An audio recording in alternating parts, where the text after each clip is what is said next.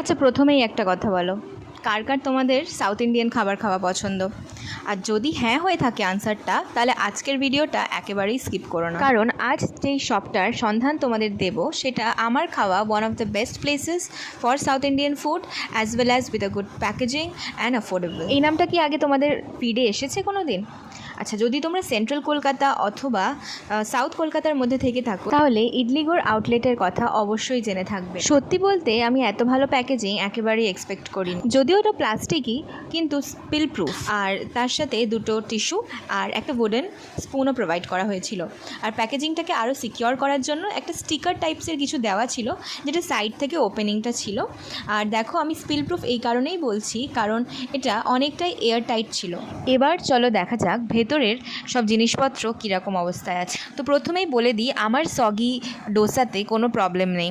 অনেকেই একদম crispy, flaky, paper like dosa পছন্দ করে, বাট আমার পার্সোনালি সগি ডোসাতে কোনো প্রবলেম নেই, তাই আমার এর টেক্সচারের সাথে কোনো প্রবলেম ছিল না। তো ডোসা তো তোমরা দেখবেই ভেতরে কী কী আছে। প্রথমেই তোমাদেরকে একটু সাম্বার আর চাটনির লুকটা দেখিয়ে নিলাম।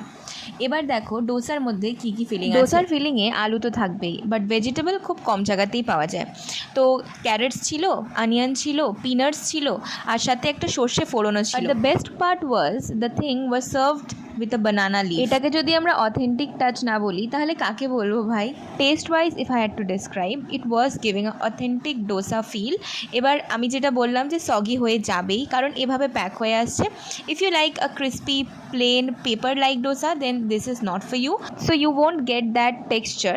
কিন্তু যদি তুমি টেস্টের উপর ডিপেন্ডেন্ট থাকো and you need a heart warming sambar which is not too watery, includes veggies, and the chutney tastes so delightful, it's thick and not watery, then this place should be in your bucket list and it would definitely serve for two.